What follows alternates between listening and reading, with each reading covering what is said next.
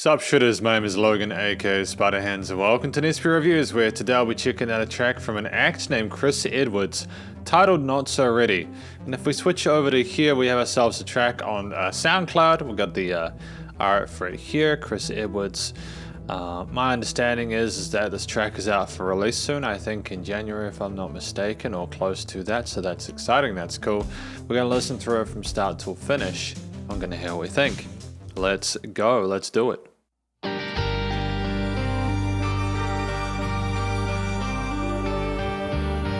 Oh, I'm loving the sound of these strings on the left alongside the guitars and the vocals. It's very full sounding, isn't it? Nice roundness to the bass there, full sort of sub resonance. Damn, man, this guy's got away with his composition. Honestly, it's fantastic. Very intriguing off the bat. I haven't really heard anything like this in a while. Nice little bit of vibrato on that side. Interesting use of panning. Separate the elements.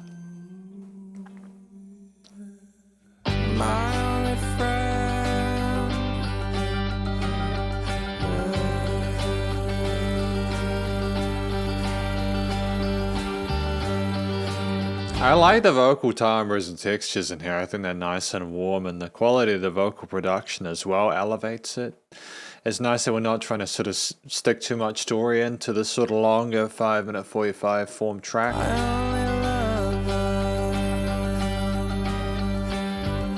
Nice use of a vocal, sort of like a more sort of like breathing sounds on the left, as well as the power chords we've got going through, no, bar chords going through some sort of single coil. My sweet lover. Oh, nice transition into that head voice there. I dig it, man. My dearest pal.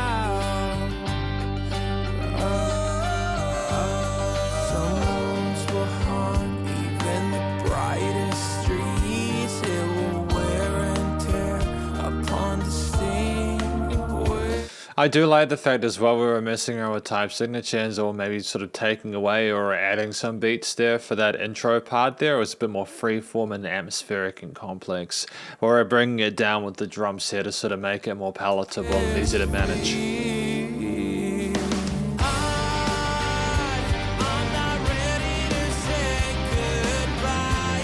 Oh, okay. All right.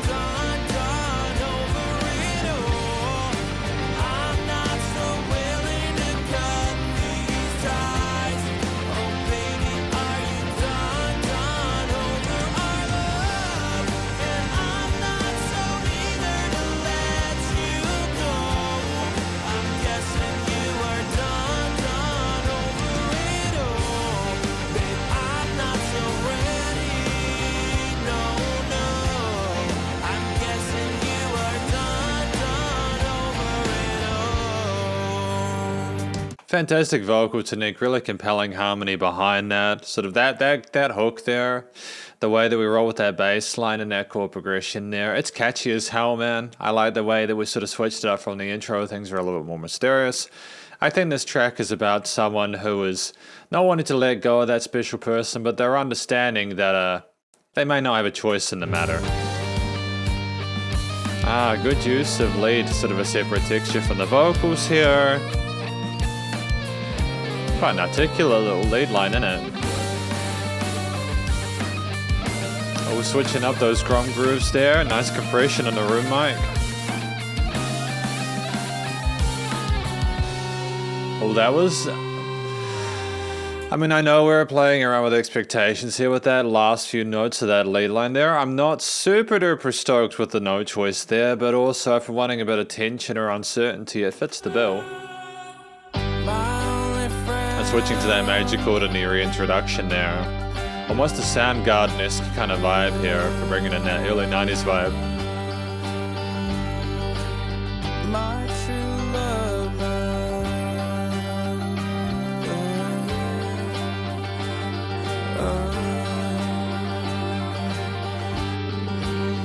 My sweet I think that one of those passages was like 4/4, and then there was like a 5/4 or a 10/8 or something like that.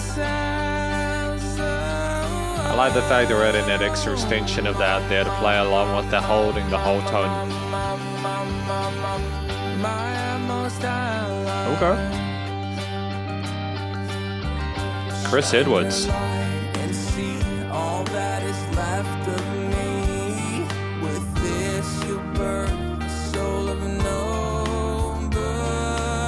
I do like the inclusion of this organ here. I think that's a nice extra little bit of layering in the arrangement. It's a texture we haven't had yet, a coloration that we haven't had there. It's beautiful in that mid-range.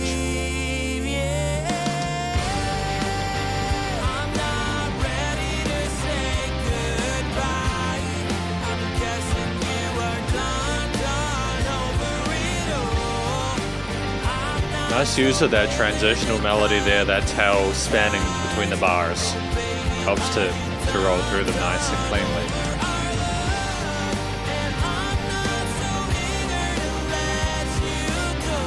Switching up the head voice melody there. Nice little tone fills there to end each of the stanzas and each of the lines.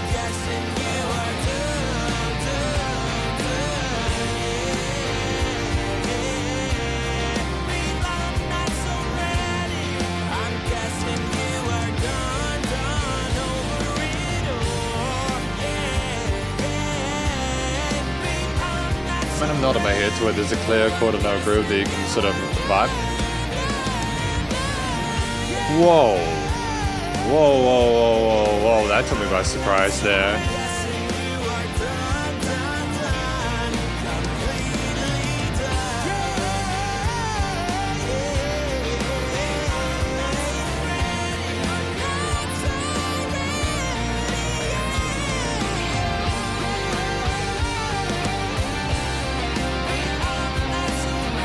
It's quite heavily compressed. I'm not sure if that's SoundCloud or something else going on there, so there's not as much oomph to this alternate lead line here.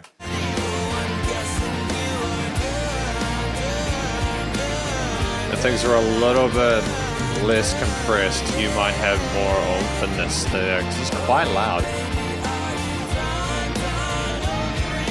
Just a minor thing though, you know.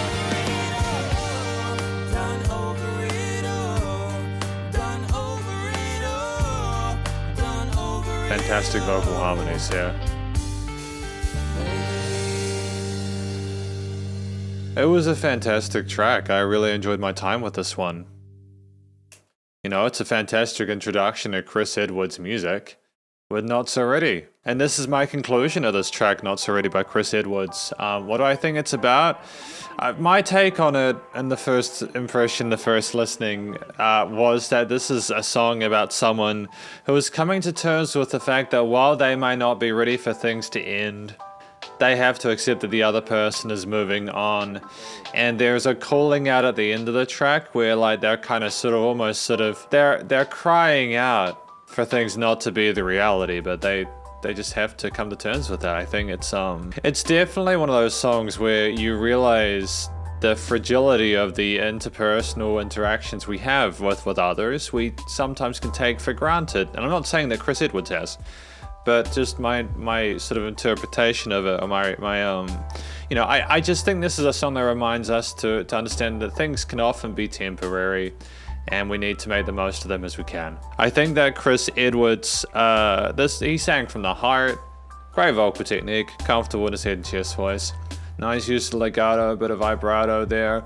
There was a range in regards to the intensity of his vocals and the energy there, and he didn't give everything away at the start. There were some passages where were sort of like more whole notes. We had sort of breathing sounds as well, so he understood how to make his voice into more of an instrument instead of, you know, simply being a storytelling device. And I like the fact that he included vocal harmonies near the end as well for a little bit of extra intensity and layering there. It was great. You know, there's clearly an understanding of how to sing and how to write vocal melodies and harmonies and do all those sorts of things and tick all the boxes. So, you know, I'm very, very happy with the vocal side of things, and I think that the story sounded very authentic and genuine when sung by Kris Edwards.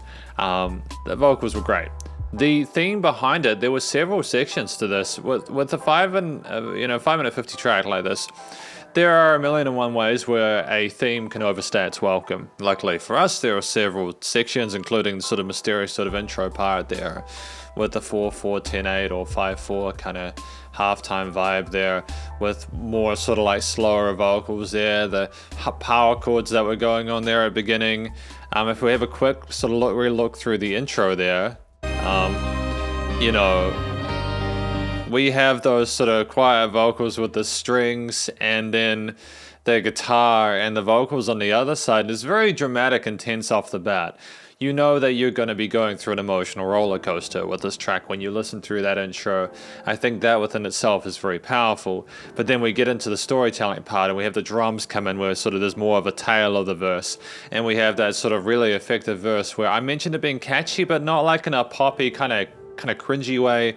It's still really sort of great to listen to. It still sounds very interesting, and it fits well with the rest of the mystery of the track, but gives a nice little bit of clarification to anyone who is either listening to it passively or someone like me where I'm trying to take in everything at once.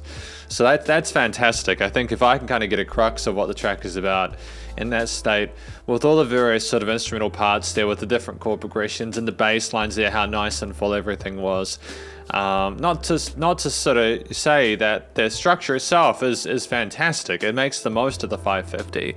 You got several sort of verse, bridge, chorus sections alongside sort of instrumental parts where there's guitar solos, several of them, and the intro at the start where it's a separate sort of theme entirely. Well, not entirely separate. It's in a similar sort of like, it's got similar instruments, so it introduces them. But you know, like there's segmentation there. There's clear segmentation by someone who is very comfortable in their own shoes, very comfortable with this kind of stuff, and they nailed it. I think that the performance itself, ranging from the intricacy of the different sort of drum grooves going on with the tom fills and the chorus, through to like how things sort of go with the rim shots and the verses, the bass lines which flow along with the root notes of the chord progressions on those rhythm guitars, and how the lead guitars dance along with their melodies. I think it's sensational, and I know that I talked about like how things were quite tight, especially at the end with the harmonized vocals and then the lead guitars kind of seeming like they didn't have as much oomph. I think it's just because it was incredibly loud near the end. But again, we'll talk about the production in a little moment, but that's testament to how things were leveled and stuff, that we were able to hear those at all with so much stuff going on, because it was a huge sounding track, and things did come down a little bit, especially in those sort of versey bridge sections where the drums came back and sort of offer that 4/4 groove with the 8th note sort of accents. There's a lot to praise here and be happy for, and I think that it's a very good first impression. Instrumentally, we got the fundamentals correct, especially with like the sort of the catchy chorus and the more sort of there was changes in the textures and the sort of overall vibes and atmospheres within. It's really cool. So it's definitely got a lot of depth that I appreciate, and I think that they made great use of that time. I don't think there was a note out of place. There was a fantastic chemistry with the different instruments there, and I think that things meshed well and were sort of chosen well from an arrangement and compositional perspective, but we had things notched in a way that was nice and meaningful and relevant and made sense. And really, really great. The production, recording, mixing and mastering was sensational. I really enjoyed the quality of the vocals and how they sounded there, whether they were going slowly or quickly, whether we were sort of expressing ourselves more like an instrument or sort of telling the story of the hook line. It was carried either way. The other instruments like the guitars, the bass, the strings, the drum, etc., like they were nicely leveled and filtered and EQ'd as well. I think the drums were like an acoustic drum kit as well, which is fantastic. I can only assume most of these were sort of recorded analog or acoustic instruments, which is great. Adds a sort of bit of warmth in there. And if it was sampled, that's fine too. It's just my interpretation of it on a first listen basis. Things were nicely notched in the frequency spectrum. It was huge in the stereo field. From the top, where again we had the strings, guitar, vocals, or we flipped for you because this is you looking at me, but you know what I mean. Fantastic use of the stereo field, and the width of the track was, especially at the end there, was humongous. I know I talked about how sort of tightly things were compressed, but there was dynamic range to it and changes in perceived loudness, which I enjoyed. Especially in a track this long, I think it would have been loud the whole way through. It would have been too much. So I'm glad that Kris Edwards knew to sort of like bring things down a little bit, bring them back up, adjust for it. I think that the leveling was done well, even with how busy things were towards the end. There was just a lot going on. So I would have liked for for there to be a bit more space for that guitar work there at the end, but that's a very subjective thing. It's just that's just a subjective thing, you know. It's not a criticism per se, because obviously Kris Edwards, I assume, is happy with where it is. I'm sure a lot of other people would rather focus on the vocal parts and the harmonies that were going on there. And again, it's testament that there is a dynamic range, as aforementioned, because things did come down and there was range there. And I honestly, dynamic range with rock music in particular, it just destroys the track's quality, listening quality, in my opinion, if you have things without that dynamic range. So kudos on that front. The vocals were recorded quite dryly. There wasn't a huge lot of effects work on that, which I think allowed it to simply be more believable and more easy to digest within this form factor, within this style, within this genre. I like the fact that we didn't play around too much with automation and panning and stuff like that, because it sounded more like a live performance. I think that the limiting compression was done well, considering what we had in there. It was bombastic, it was quiet when it needed to be, but it came up and had life to it. It was nice and loud without pumping, and that is effectively my review of Not So Ready by Kris Edwards. Hopefully you enjoy it. If you did, please do go check out the various social medias, and I assume this will be on SoundCloud. And stay cool and stay safe. Please remember to support your local musicians and artists at this point in time, as they need the help more than ever with all the crazy stuff going on in the world, and I'll catch you in the next review. Spiderhands out.